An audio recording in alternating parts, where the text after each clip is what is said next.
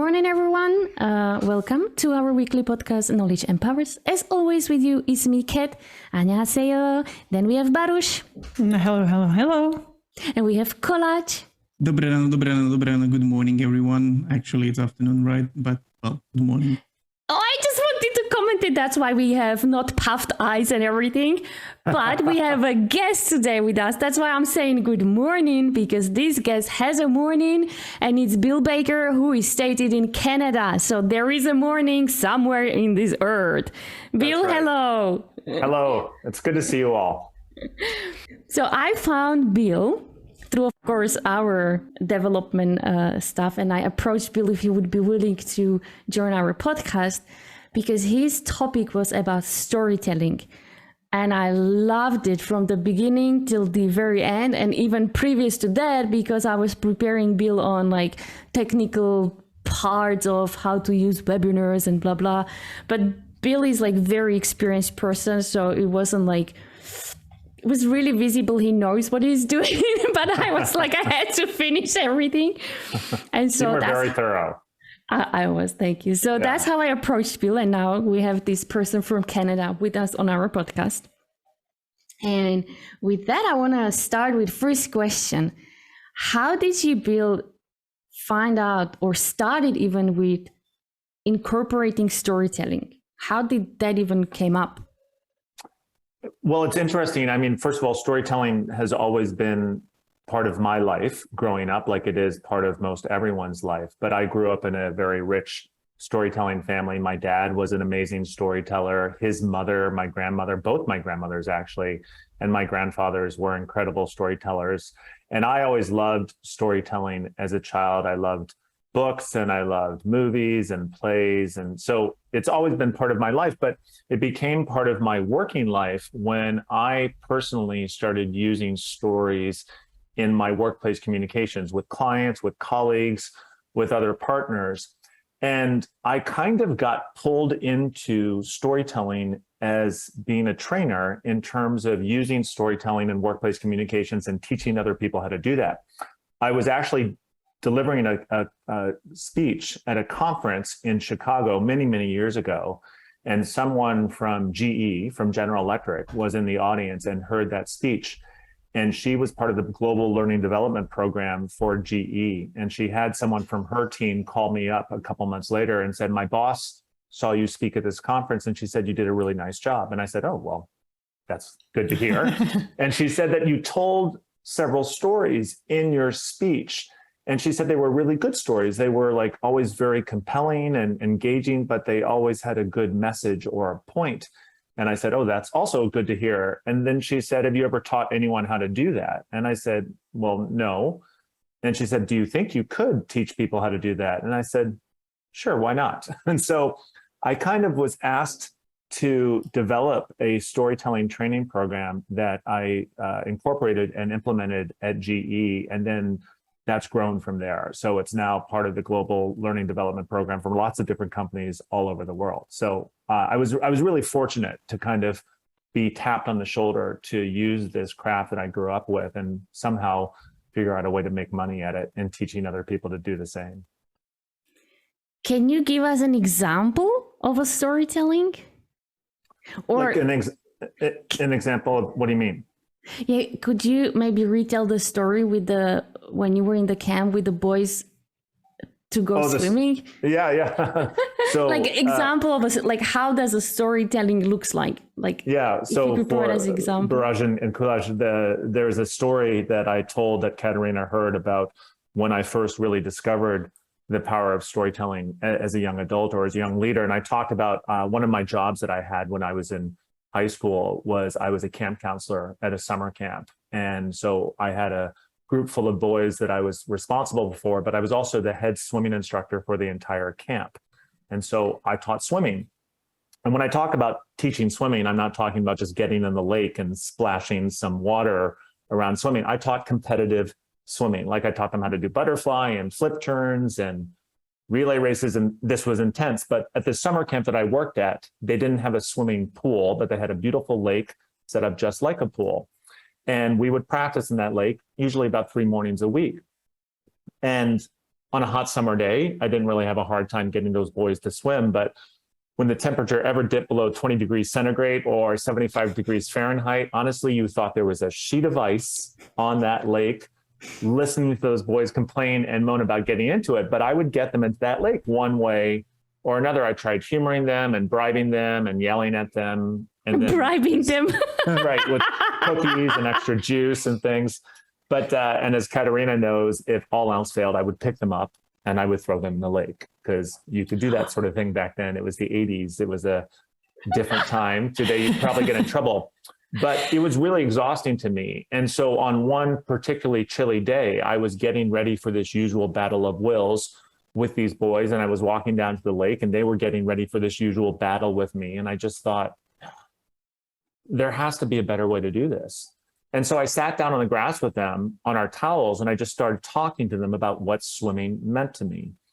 And I told them the story about my father, who was a big time swimmer in university, how he taught all of us how to swim by throwing us in the lake, but helping us figure it out on our own. I told them another story about my family being at the beach on vacation, and my brother and I were swimming in the ocean, but we got caught in a riptide, which I don't know if you know what that is, but it's a current that pulls you very far out into the ocean very quickly. And it was scary. But because my dad taught us what to do, we didn't panic and we swam along shore and able to get back to shore unharmed. And then I told them this one last story about what it meant to me at that point in my life as an athlete to actually be good at something athletically, because I was really uncoordinated when I was a teenager, because I grew really tall, really fast, but I was good at swimming. And that meant something to me as an individual, but also to be part of a good swimming team that my father, who was actually a teacher at the school I went to, was our swimming coach. And I told them all these stories. And then at the end of it, I didn't really say anything. And I got up and I put my goggles on and I took off my warm-ups and dove in the water, and I would start warming up with them, because that's what I would do. And as Katerina knows, one by one, those boys got up and they jumped in the water and they started swimming with me. Not every one of them, mind you, that would be just a little too perfect of a story, but they all eventually got in, and something really clicked for me that day, and something clicked for us that day. Mm-hmm. The thing that I learned from that situation is I could achieve a result from a group of people by sheer command or direction or instruction, or I could achieve the same result by sharing a part of myself, by sharing the way I saw a situation and helping them see it in the same way, by sharing thoughts, by sharing feelings, ideas, and in that situation, by sharing stories. And so it was a really pivotal moment that I didn't really realize it at the time, but when I started doing storytelling training, looking back on that experience, I realized I think that's when I really first discovered of it for myself as a communicator, as a leader. Would you say that storytelling is better at persuasion others or telling others what is good than actually showing data or like this analytical thinking when it comes to Yeah, I would say it's not a better way, it's just a different way. And so, Kulaj, when I train people in storytelling, and I've trained a lot of people, I say, listen, I'm just giving you one more communication tool for you to have in your tool chest. It's not right for every single situation. Sometimes you just got to go to data, you got to go to facts, you got to tell people what you need them to do and tell them how it is. But it can be right in some form for a lot of situations, especially if we understand the fundamentals of it and expand how we think about it. So I would never stand up here and say it's the best way or a better way. It's just another way that people can communicate. And I want to ask, you probably have heard this question many times, but what makes good storytelling? The story you said, it's, I would probably say like, hey, I went to this camp, taught some boys to swim, and that was it. Right. I told them to swim, they said no, and then I threw them in, like, and then said yes. Yeah. So yeah, that's me as a storyteller. The biggest thing on the way I teach it is when you're using storytelling in workplace communications, the biggest thing that a good story, a strong story has is a message, a point, an idea that it's bringing to life. And sometimes you just communicate that idea straightforward way, just tell it to people, and sometimes you use a story to show people that idea and show it in action. So when I teach storytelling, I'm always very clear, and this is part of the name of my company. My company is called BB&Co Strategic Storytelling. It's storytelling with intent, with goals in mind, with objectives, and an impact that you're trying to have on an audience. So you need to think strategically about it. And the number one thing you need to think about, there's other things, but the number one thing is, what is the point of my story? What is the message I'm trying to get across with that story? And what do I want my audience to think, feel, and perhaps even do differently because of that message? That sounds like a lot of pre-work. So I assume you cannot be a great storyteller if you don't have any preparation, or is that not true? Correct. I think so. One of the biggest misperceptions I think that people have, especially when they think about using storytelling in a workplace situation, is they think storytelling is a talent. You're either born with it or you're not. And in fact, it's a skill. And some people, don't get me wrong, are more talented at that skill, but it is a skill. And like any skill, it can be sharpened through instruction and mastered through practice. I always say to everyone, we are all storytellers. I can teach anyone how to tell a good story. Now, some people might have more natural proclivity and talent for it than others, but I can teach anyone how to tell a good story. What I see happen all the time, Baruj, is that a lot of people, when they think about using storytelling in workplace communications, they think, no. I am not a good storyteller. There is no way I'm going to do that. She's an amazing storyteller. I could never be like that. And so they psych themselves out of using this very powerful tool. But everyone can be a storyteller if they understand how to approach it strategically and how to apply the fundamentals of it. But to your point earlier, it does take some work. It's not a lot of work, but it does take a little bit of work. You have to put some work into that story to make sure that story is going to work for you. Because another mistake that people make is, in a workplace situation, they think of a story and they immediately start telling that story. And that rarely goes well. That's when a story kind of wanders over here, wanders over there, and eventually stops. And if that happens at the pub or the bar or the dinner table, fine. But if that happens in a meeting, you run the risk of wasting people's time. So it does take a little bit of effort, pre-thought, and work to make sure that story works, but it's not a lot. It's really not a lot of effort that you have to put into it. I think there is also a second misconception about storytelling, and that's like, we are talking about the stories which you can tell, but storytelling is not just about talking to somebody else, but it's also about writing it. So like, you don't have to be a presenter, right, to use the storytelling, but you can apply it in different aspects. Absolutely. When I train people in storytelling, I'm always very clear that, hey, the fundamentals, as I'm going to teach it to you, this strategy first approach to storytelling, the way I teach it, applies to storytelling in all shapes and forms in workplace communications or business settings. We talk mostly about verbal storytelling, but to your point, the same rules apply to storytelling and writing. The one difference I will say is, when you're writing a story out versus telling a story, because it's something that's going to be read versus heard, something that you're writing versus speaking to or delivering verbally, you can tend to be a little bit more artistic, a little bit more poetic. Like when I say things, so for instance, the stories that I tell in a blog post, when I'm writing it out, I will take a little bit more poetic license. I'll be a little bit more flowery with my language, and it feels right when you're reading it. If I were to say the same words that I put on paper, people would be like, who are you? Like, what are you, William Shakespeare? Like, what are you trying to do here? So when you're verbally telling a story, the language has to be a little bit more human, a little bit more pedestrian, versus when you're writing the story out. But the same approach applies to both. What was the weirdest application of storytelling? Like, I can imagine that, for example, when you have the year-end results, financial results, and applying storytelling to that must be feeling weird. Is there something similar what happened to you? You could, but here's a good example of where storytelling might not be appropriate.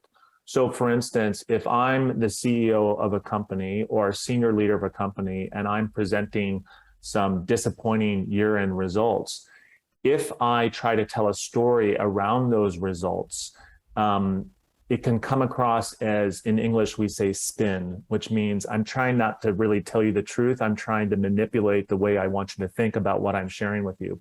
So sometimes, and you brought this up earlier, sometimes the facts are the facts, and I just need to deliver the facts and the information, and then we can have some discussion around it. So that might be one example where storytelling could backfire on you.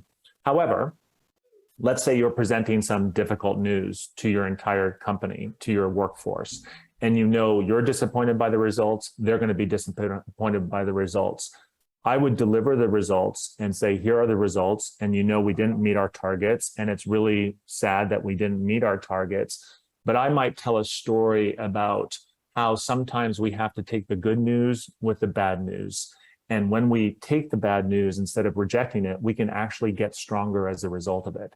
So it's an example of not using a story to present the numbers and the results. It's using a story to help shape the way you want your audience to think and feel about the numbers that you're presenting. From your experience, where you think people should use more of storytelling, especially in corporations? Well, I think one big area is in presentations.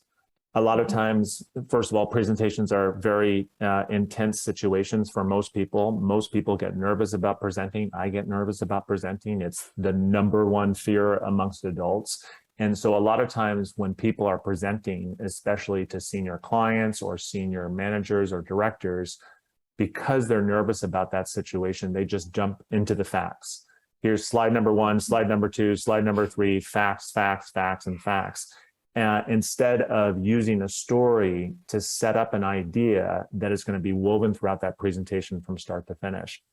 It has to be a good story. It has to be the right story. It has to be strategic.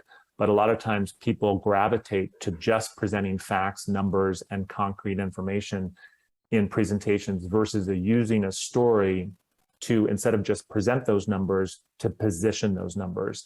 And again, help shape the way you want your audience to think and feel about it. So that's probably the biggest opportunity where I think people could use stories that don't use stories. The place where it most naturally comes up, even without coaching or training, is in mentoring or coaching situations where someone on your team is struggling with something and you're listening to that person and you're thinking, you know what, I know exactly what she's going through. I went through the same thing 5 years ago, and telling a story about that experience, what you learn from that experience, and using that story to share that wisdom with that person and help them through a difficult time. That's a very powerful place to be using it. And that's, I think, a place where people more naturally use it. Whereas in presentations, I think people need a little bit more coaching, a little bit more pushing to use storytelling strategically and effectively in those situations. You've mentioned, like, especially when presenting, and instead of going slide 1, slide 2, slide 3, that you need to have like a good story and a strong story.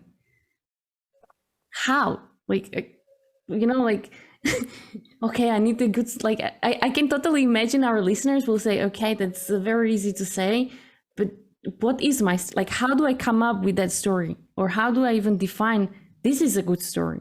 Mm-hmm. Based on what? Here's a good example. One of the more common presentations that people have to give in a workplace situation is when they might be proposing something to senior managers. They're presenting a business case or a new initiative, and they're trying to get buy-in on that initiative and maybe even approval to pursue it and the funding necessary to go forward with it. And so here's another example of a classic mistake where people say, I'm going to propose this to you. This is what it is. This is how it works. This is what we're doing. This is what I need from you. And it's just fact, fact, fact, and fact. Versus before they jump into all the details of that initiative, and they will have to jump into the details of what that initiative entails, saying, I'm here to propose a new business case to you. Me and my team are very, very excited about this. Before I dive into the details, though, of what this initiative is and how we're going to pursue it, let me tell you a quick story about where this idea came from. And they tell a story about the customer problem or opportunity that this initiative is going to address, or the employee engagement issue that this initiative is going to cure or solve. And what that does, that 2-minute, 3-minute story is it helps shape the way they think about the details once the presenter dives into the details.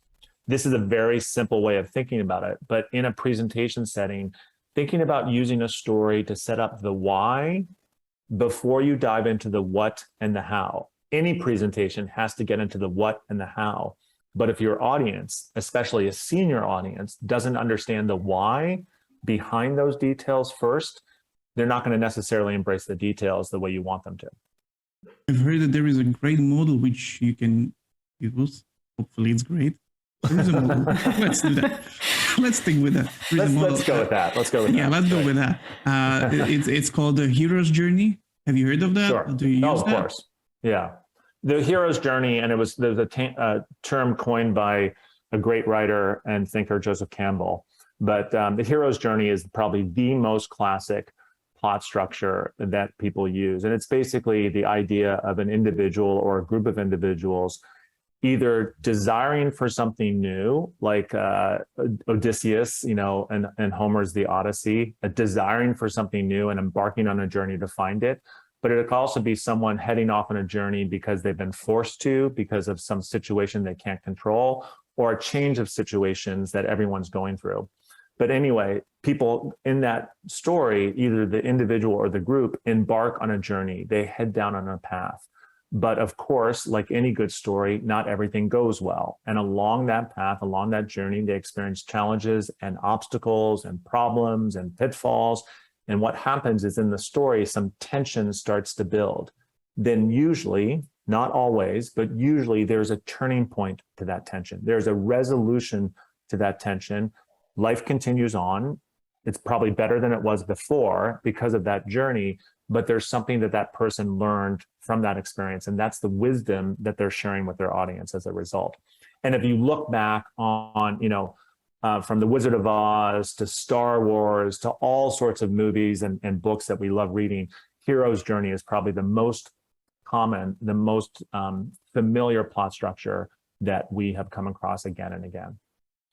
And I will go a little bit back when you said that your father was in teaching business. So there are two aspects. Or did I misunderstand? Well, no, he wasn't. He didn't teach business. He taught at the high school, the prep school that I went to as a kid. So he taught. My father taught psychology and history and religion.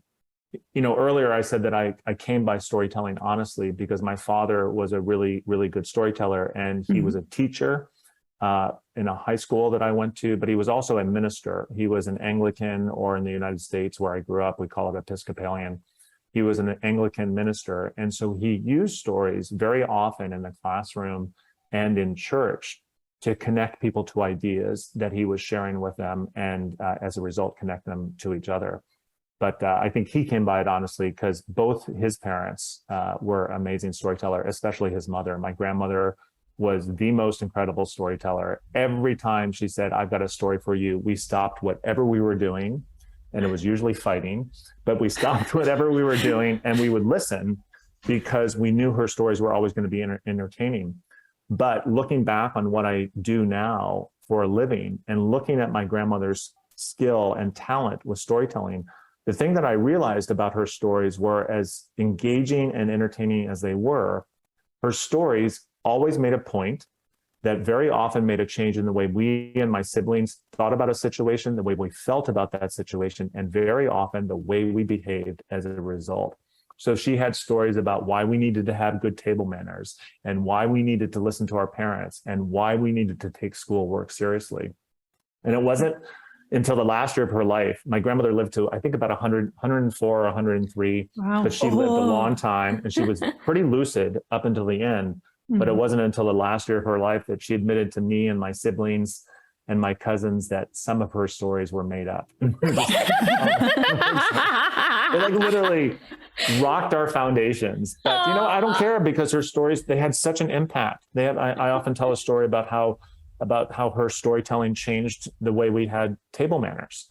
And I don't have many good qualities, but I have good table manners, and I can honestly thank my grandmother and her storytelling for that. What would be your guidance if we take our listeners who maybe just finished their university, maybe they're just very few years at their work, how to grasp this or where to even start? What would be your suggestion for them? So there's a couple pieces of advice I would give. One is that, and I say this to my nieces and nephews all the time who are graduating from university and getting into the working world. I may be biased, but I think being a strong communicator is one of the most powerful skills that any professional can have. And what people, again, don't understand is that it is a skill. It's not a talent, it's a skill. Again, some people are better at it than others, but anyone can get good and effective at it if they're willing to put some work into it. So being a good communicator verbally in presentations, in writing, I think is one of the most important skills for any professional. But again, you have to be able to put some work into it.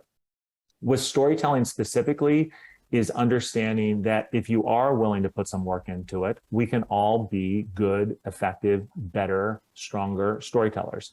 But you have to figure out how those stories work and how to put them to work in your workplace communication. So you need to study it. I've got lots of blog posts on my blog that actually break it down into some key fundamentals on how to think strategically about the stories that you're using so you are telling the right story, about how to construct a good story with the plot structure that Coolidge was talking about earlier, like the hero's journey plot structure. And then, of course, I give some ideas to people on how to be a better storyteller. So that if you are going to tell a story for 2 or 3 minutes, be a storyteller. Don't present the story. Don't report the story. Be a storyteller and then get back to the presentation.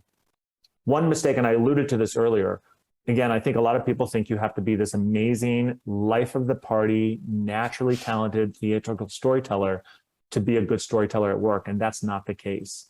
If you're willing to think strategically about it and make sure it is the right story with the right message to the right people at the right time, and you're putting some work into the content of that story, that is 80 to 90% of the heavy lifting. Yes, you can be a better storyteller, but if it's the right story and it's a good story, that is most of the work. Whether I'm 20 or 25 or 30 years old, this doubt or concern, well, what stories do I have to share with people? Everyone has stories to share with other people because everyone has experiences that help shape who they are as a person and or as a professional. So if you start thinking about this, using storytelling in your workplace communications or your professional communications, one of the things I want to encourage your listeners to do is don't necessarily think about the story. Think about the experiences that you have had that have had a meaningful impact on you. Experiences that really taught you something, experiences that help shape who you are as a person, as a professional.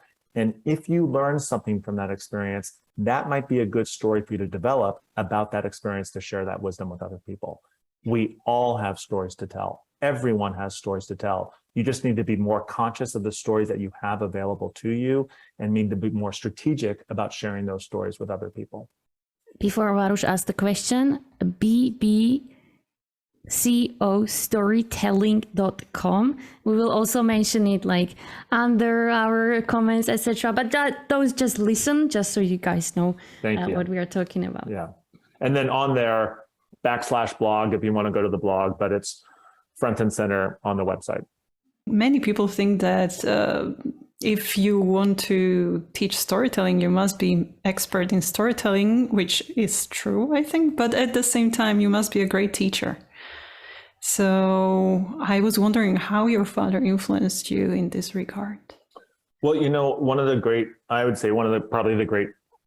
tragedies or disappointments in my life is my father died too young. He was only 64 when he passed away. And unfortunately, he passed away well before I started doing this as a living.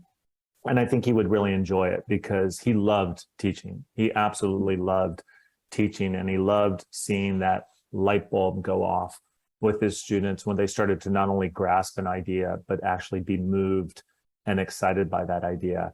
And for me, it's the same thing when I'm teaching storytelling, but also when I'm telling a good story that I've worked on and seeing the impact that it had on my audience.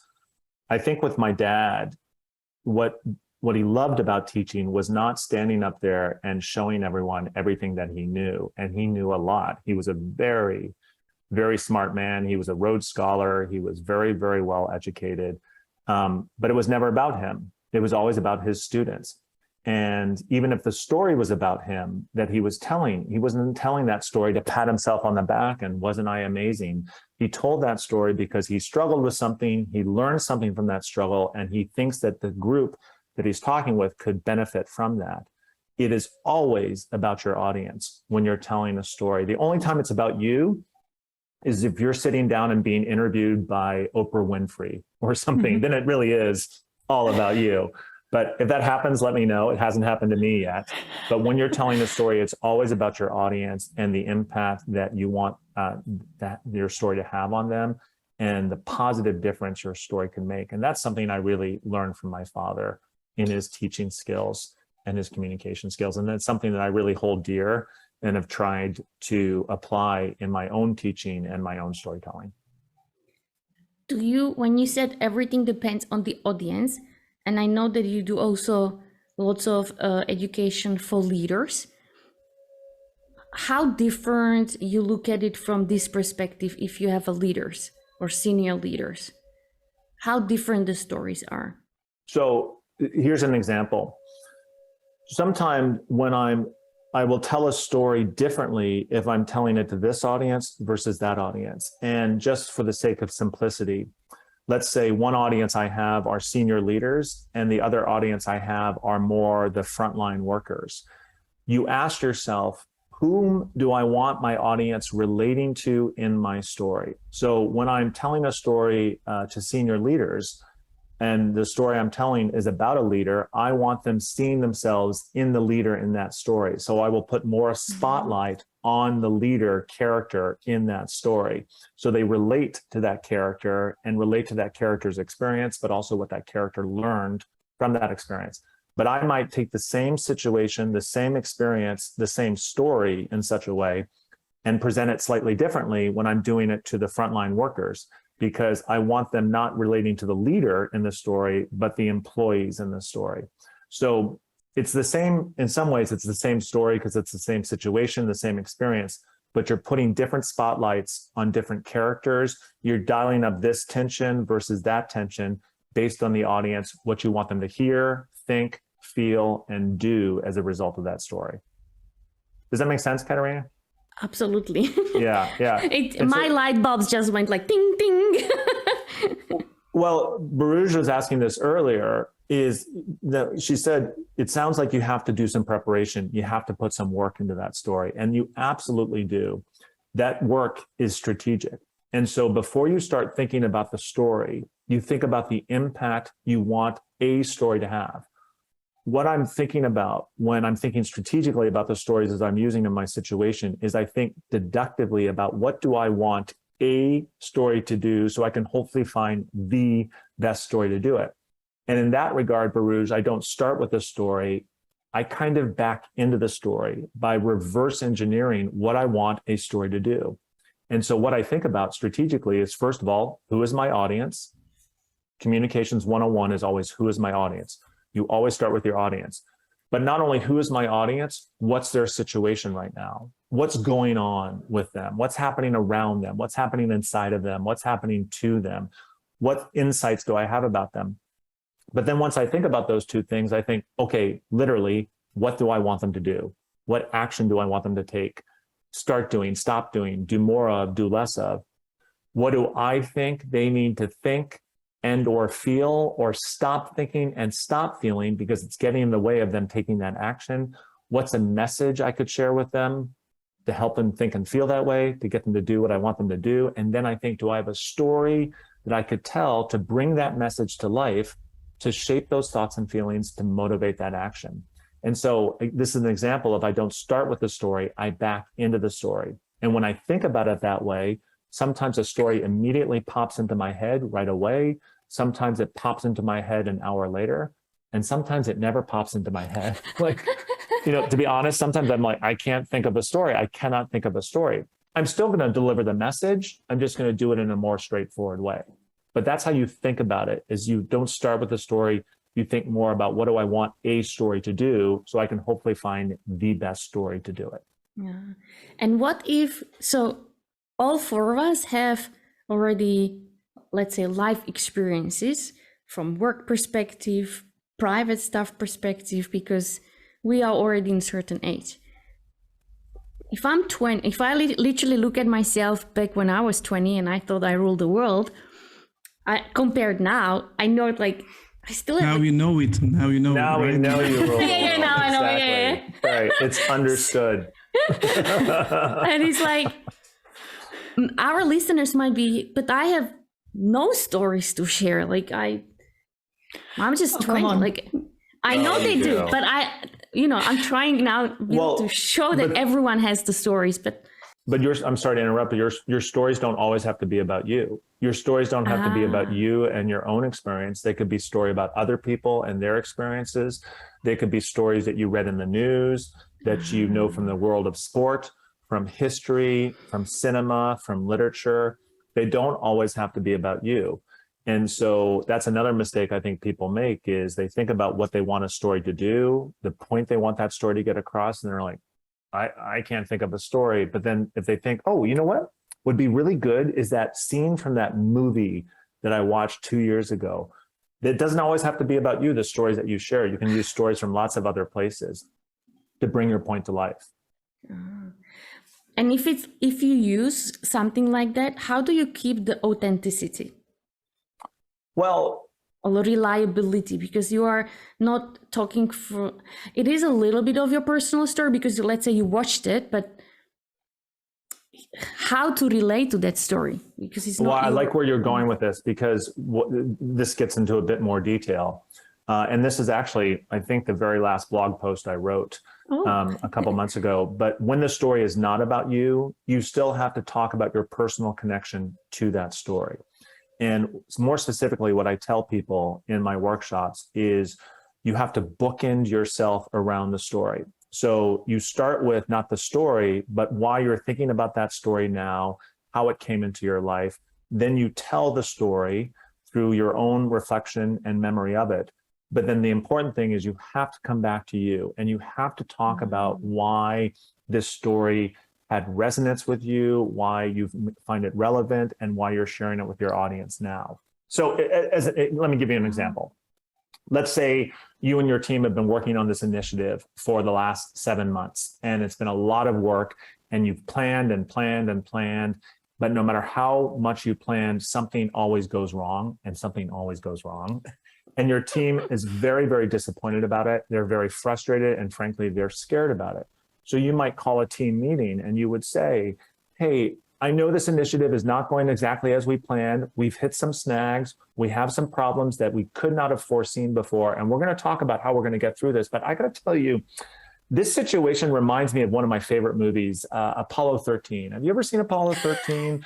And so that's the one bookend. And then you tell the story about Apollo 13 and that lunar mission and all that went wrong with it. You're doing a summary of it. But then you have to come back to you. And the point, what you're doing is you're saying, you know why I'm thinking about this movie now and the true story that was inspired by it? It's because it teaches me that no matter what goes wrong, there is nothing we can't fix as long as we stay calm and work together as a team. And that's what we're going to do right now. So that's what I talk about when you put yourself around the story, talking about why you're thinking about it now, but importantly, what you pull from that story and what you want your audience to pull from that story. This story took like a minute and I am impressed. So No, I wanted to go. When I watched that movie the first time, I still it really had a huge impact on me. I remember which movie theater I was in, and I literally wanted to stand up and start clapping. I was like really that much into it. So, but I would say with this story, that's how we should end it. And people, if you ever heard of a storytelling or any concerns or question, write us a comment. We are on LinkedIn, YouTube, everywhere. Let us know. With this, I'm gonna say, Bill, thank you so much being here with us as far away as Canada is coming. So good morning to you. And with that, I'm gonna say 수고하셨습니다. bye-bye. Majte sa, bye-bye. And I will say goodbye. And because Canada is 2 languages, au revoir. Ooh. This podcast represents our own opinions, experience, and our own ideas. We do not represent any official statement from our employers, and this is not their official channel representing the company.